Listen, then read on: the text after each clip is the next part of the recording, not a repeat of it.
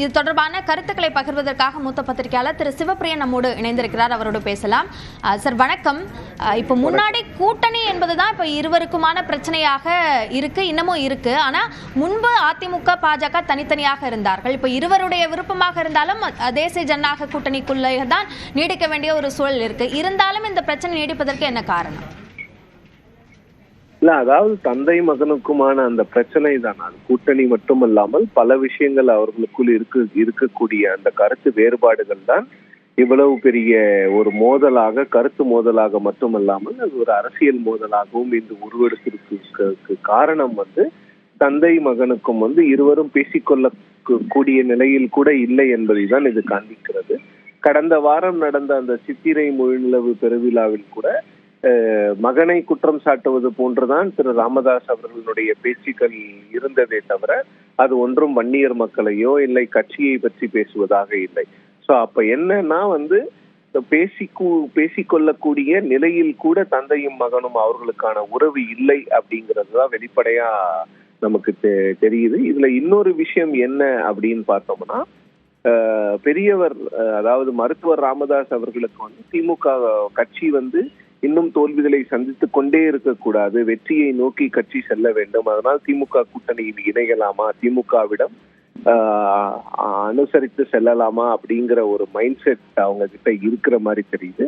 ஆனால் அன்புமணி தலைமையில் இருக்கக்கூடியவர்களுக்கு அந்த ஒரு மைண்ட் செட் இல்லாமல் அவர்கள் அதிமுக அல்லது தேசிய ஜனநாயக கூட்டணி பாரதிய ஜனதா கட்சி எங்க இருக்கிறதோ அங்கு செல்லலாமா அப்படிங்கிற ஒரு எண்ணம் அவர்களுக்கு இருப்பதாக தான் தெரிகிறது. சோ கூட்டணி மற்றும் தந்தை மகனுக்கும் இடையே உள்ள அரசியல் இடைவெளி தான் இவ்வளவு பெரிய கருத்து மோதலுக்கும் இவ்வளவு பெரிய அரசியல் மோதலுக்கும் காரணமாக நான் பார்க்கிறேன். தேர்தல் இன்னும் ஓராண்டுக்குள்ளாக வரக்கூடிய சூழல்ல இதை உடனடியாக முடிக்க வேண்டிய ஒரு கட்டாயம் கட்சிக்கு இருக்கிறது. இப்போ அதை நோக்கி எப்படி நகர்வார்கள்னு நினைக்கிறீங்க? இல்ல, அது அவங்கதான் முடிவு பண்ணும். எந்த மாதிரி இப்போ இருக்கின்ற சூழ்நிலையில கட்சி உடைவதை யாருமே விரும்ப மாட்டார்கள். கட்சி உடைந்தால் அது யாவருக்கும் ரெண்டு பேருக்குமே அது நல்லது கிடையாது. ஸோ அப்ப கட்சி உடைந்தாலும் கூட அந்த கட்சி உடையக்கூடிய சூழ்நிலையில் கூட இருவரும் தேர்தல் கமிஷனுக்கு போறது அந்த மாதிரி ஒரு விஷயங்கள்ல தான் அது போய் முடியும். ஒரு பெரிய முடிவு என்பது அரசியல் முடிவுங்கிறது அரசியல் முடிவாக இருக்கணும். நீதிமன்றங்களிலோ இல்ல தேர்தல் ஆணையத்திலோ அந்த விஷயங்கள் சென்றடையுமானால் அது ஒரு மிகப்பெரிய பின்னடைவாக இரண்டு கட்சிகளுக்கு, இரண்டு பிரிவினருக்குமே முடியும். ஸோ கூடிய விரைவில் அவர்கள் அமர்ந்து இது என்ன மாதிரி விஷயத்த சார்ட் அவுட் பண்ணணும். அன்புமணி அவர்கள் தலைமையில கட்சி இருக்குது அப்படின்னு சொன்னாங்கன்னா அப்ப என்ன மாதிரி விஷயங்களை பண்ண வேண்டும், இல்ல ராமதாஸ் அவர்கள்கிட்ட தான் கட்சி இருக்குன்னா அதற்கு அன்புமணி என்ன செய்ய வேண்டும் என்பதை அவர்கள் இருவரும் அமர்ந்து பேசினால்தான். ஏன்னா இது என்னதான் ஒரு கட்சி டெமோக்ராட்டிக் செட்டப்ல இருந்தாலும் கூட ஒரு குடும்ப கட்சியாக, ஒரு குடும்பம் மட்டுமே நடத்தக்கூடிய கட்சியாக தான் பாமக இருக்கிறது. ஸோ இப்போ அந்த பால் இஸ் ஃபேமிலிஸ் கோர்ட். அந்த ஃபேமிலி தான் இப்ப தலையிட்டு இந்த முடிவை இந்த அரசியல் மோதல் மற்றும் கருத்து மோதலை முடிவுக்கு கொண்டு வர வேண்டும்.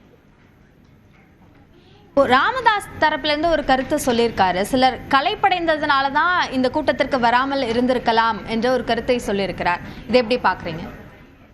இல்ல, ராமதாஸ் அவர்கள் அவருடைய கருத்துக்கள்ல எப்பவுமே ரொம்ப காட்டமாக இருக்கக்கூடிய ஒரு நபர். அவர் அவருக்கு அந்த மேடையில் இதைதான் நான் பேசுவேன், பேச மாட்டேன் என்று ஒரு சில அரசியல் தலைவர்கள் ஒரு சில கொள்கைகளை வைத்திருப்பார்கள். பட் மருத்துவர் ராமதாஸ் அவர்களை பொறுத்தவரையில் அவர் தன்னுடைய கருத்துக்களை அப்படியே சென்சார் பண்ணாம பேசக்கூடிய ஒரு ஆள். சோ இதுல என்னென்ன நாம பார்க்கணும்னா, தந்தை மகனுக்குமான கருத்து மோதல் தான் அரசியல் மோதல் தானே தவிர இதுல கட்சி இருக்கு, அவ்வளவுதான். அந்த கட்சியே இந்த இருவரை, இந்த குடும்பத்தை சார்ந்துதான் இருக்கிறது. சோ அப்ப எல்லாமே அந்த ஒரு குடும்பத்தை பொறுத்து தான் நடத்த வேண்டும். என்னதான் ஜி.கே. மணி அவர்கள் அத்தனை வருடம் கட்சியினுடைய தலைவராக இருந்தாலும் சரி, ஒரு கூட்டணியை முடிவு செய்கின்ற விவகாரமோ இல்ல ஒரு கட்சியிலிருந்து ஒருவரை நீக்குவதோ ஒருவரை சேர்ப்பதோ எல்லா முடிவுகளுமே நிறுவன தலைவரான மருத்துவர் ராமதாஸ் தான் எடுப்பார். அப்படி இல்லைன்னா இளைஞர் அணி தலைவரான அன்புமணி தான் எடுப்பார். சோ அப்ப இங்க பவர் சென்டர்ஸ் ரெண்டு பேரு தான், மருத்துவர் ராமதாஸும் மருத்துவர் அன்புமணியும் தான். சோ அந்த ரெண்டு பேரும் சேர்ந்து பேசினாதான் ஒரு முடிவுக்கு வருமே தவிர அவங்க ரெண்டு பேரும் அக்ராஸ் த டேபிள் உட்காராம இந்த பிரச்சனை முடிவுக்கு வரவே வராது. இணைப்பில் கருத்துக்களை பகிர்ந்து கொண்டமைக்கு நன்றி திரு சிவப்பிரியன்.